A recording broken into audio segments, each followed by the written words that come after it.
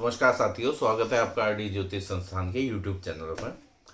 आज हम जो विषय लेके आए हैं थोड़ा सा संवेदनशील है।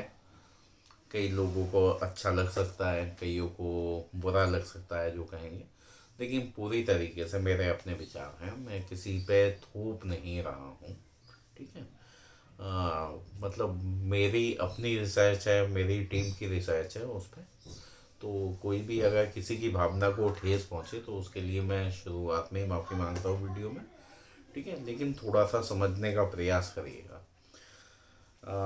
टॉपिक पे आऊँगा उससे पहले निवेदन कि प्लीज़ हमारा चैनल सब्सक्राइब करिए और वीडियो को लाइक शेयर करिए।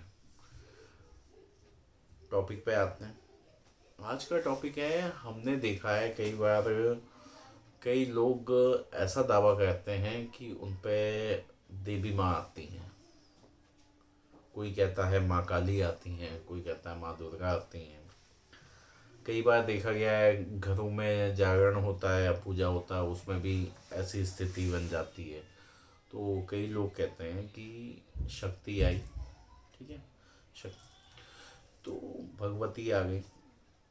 तो आज का टॉपिक यही है कि मुझसे काफ़ी लोगों से बात हो रही थी, इस चीज़ पे डिस्कस हुआ। मैं थोड़ा सा कई पॉइंट पे लेके जाऊंगा, आप लोग खुद सोचिएगा मैं सही कह रहा हूँ या क्या सही है। वो डिसीजन आपका अपना है और आप जो माने वो सही है ना। अगर आप मेरा नज़रिया पूछें तो मैं यही कहूँगा कि इस कलयुग में किसी इंसान के अंदर इतनी शक्ति कैसे हो सकती है कि वो भगवती स्वरूप शक्ति को अपने शरीर में ले सके, बुला सके। कई बार केस देखा है, कई लोग आप मानते होंगे नहीं मानते होंगे कि भूत जिन ये सब है ना, लेकिन वो केस देखें, वो आता है, एक पापी आत्मा आती है और जिस पे आया उसका मतलब ऐसी की तैसी हो जाती है। जो वर्ड मैं यूज़ कर रहा हूँ आप कहेंगे ऐसे कर रहा हूँ, लेकिन जो सच्चाई है। तो आप सोचिए कि शक्ति को मानव शरीर सहन कर सकता है। ऐसा कैसे हो सकता है कि माँ काली किसी के ऊपर आ जाए। और मैं तो कई मतलब वीडियो देखता हूँ, कई गुरु हैं, गुरु माँ हैं, है ना। मैं किसी की बुराई नहीं कर रहा हूँ, लेकिन थोड़ा सा लगता है कि उनके एक रूम में बैठे पांच पांच लोगों पे देवी माँ आ गई। तो ऐसा कैसे संभव है? इसका निचोड़ क्या है? आप मेरी अगर पूछेंगे कि मेरी राय क्या है, तो मैं इस चीज़ से बिल्कुल एग्री नहीं करता हूँ कि भगवती या भगवती का कोई भी रूप इंसान के ऊपर आ सकता है, इंसान के शरीर में प्रवेश करके बात कर सकता है। मैं इस चीज़ से एग्री नहीं करता हूँ, लेकिन मैं बताऊंगा कि होता क्या है। जो मेरा मानना है मैं उस पर भी आऊँगा। अब कई लोगों का यही विरोध होगा कि एग्री क्यों नहीं करते हो आप, ऐसा तो होता है। कई लोग दिखा देंगे कि ये है, ये वीडियो है, ऐसा है।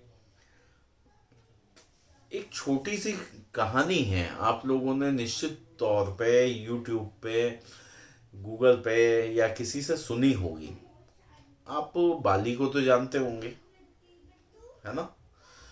बाली के अंदर एक शक्ति थी, एक वरदान था कि बाली जिससे युद्ध करता था तो उसके सामने जो होता था उसकी शक्ति बाली के अंदर आ जाती थी। इसी कारण सुग्रीव बाली से युद्ध नहीं जीत पाता था, कोई भी बाली के सामने युद्ध नहीं करता था। यहाँ तक भगवान श्री रामचंद्र जी ने भी उसे चुपके से मारा, बाली को, सामने नहीं गए, है ना। ये कहानी आपको सबको पता है। लेकिन एक कहानी और है इसी में कि एक बार बाली का हनुमान जी से युद्ध हुआ और बाली को तो वरदान था कि सामने वाले की शक्ति आप में आ जाएगी। तो जब हनुमान जी सामने आए युद्ध करने के लिए तो बाली के शरीर फटने लगा जगह जगह से। कारण हनुमान जी की जो शक्ति थी वो बाली सहन ही नहीं कर पाया। ठीक है, तो ये वाली बात कर रहा हूं मैं कि बाली को वरदान था, त्रेता युग में था, और उसके बाद हनुमान जी की शक्ति वो सहन नहीं कर पाए। अब आप सोचिए, आप कहेंगे कि हाँ हम कैसे बैलेंस कर रहे हैं हनुमान जी को और माँ भगवती को। भगवान तो भगवान है ना, मेन चीज ये है। लाइट कट गई थी बीच में, सॉरी। तो मैं बता रहा था आपको कि बाली जी हनुमान जी की शक्ति नहीं सहन कर पाए। तो हम कलयुग में मानव कैसे भगवती की शक्ति सहन कर सकता है, शरीर में कैसे प्रवेश करा सकता है, ये कैसे संभव है? सबसे बड़ी चीज यही है। दो आपको मैंने एग्जांपल दे दिए, दुष्ट आत्माओं का और ये बाली वाला। लेकिन अब क्वेश्चन आता है कि ये क्या है, होता क्या है। कई सिद्धियां होती हैं। आप अगर तंत्र मंत्र में घुसेंगे, थोड़ा सा देखेंगे तो डंकनी, पिशाचनी, योगनी, ये बहुत सारी सिद्धियां होती हैं। ठीक है, डंकनी, पिशाचनी, योगनी है कौन? ये सब माँ शक्ति के चारों ओर फैली हुई उनकी एक तरीके से आप सेना कह लीजिए, ठीक है, उनके सेवक कह लीजिए, वो है। तो जो शरीर में प्रवेश होता है, कुछ होता है, वो इन्हीं का होता है। माँ शक्ति स्वयं नहीं आती है किसी के शरीर में। तो मेरा विचार यही है, आप अपना विचार भी रख सकते हैं कमेंट बॉक्स में कि आपको क्या लगता है, क्यों लगता है। और अगर इस पर चर्चा करनी पड़ी तो आगे भी इसका वीडियो बना लेंगे, और है ना।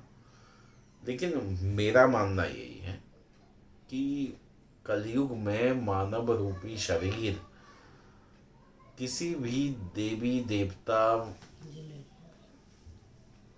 को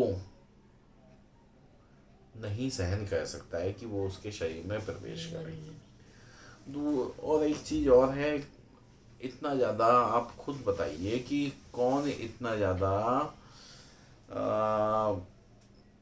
पाप मुक्त है इस समय संसार में। हर एक आदमी, मतलब वो मुझे तो मिलता नहीं है ढूंढे से, कहीं ना कहीं किसी न किसी ने कोई ना कोई पाप करा ही होता है, चाहे वो किसी कुल से हो, कैसे भी हो। ठीक है, सन्यासी की बात नहीं करता हूँ, कुछ हिमालय में पाए जाते हैं, लेकिन किसी का हमें नहीं पता बैकग्राउंड। लेकिन आप नॉर्मल अगर अपने शहर गांव में सर्च करना शुरू कर दें तो एक आदमी आपको ऐसा नहीं मिलेगा जो जीवन में पाप ना करा हो। मैं भी उसमें अपना आप को लेता हूँ, मैं भी उसमें से नहीं हूँ कि मैंने कभी पाप नहीं करा। होता है, हमसे भी होता है ना, जाने अनजाने में गलती हो जाती है हम लोगों से, सबसे होती हैं। तो मुझे नहीं लगता है ऐसा। बाकी सब आप लोगों का विचार है ना। किसी की भावना को ठेस पहुंचाना हमारा मकसद नहीं है वीडियो बना के। तो आज के वीडियो के लिए बस इतना ही। बहुत बहुत धन्यवाद।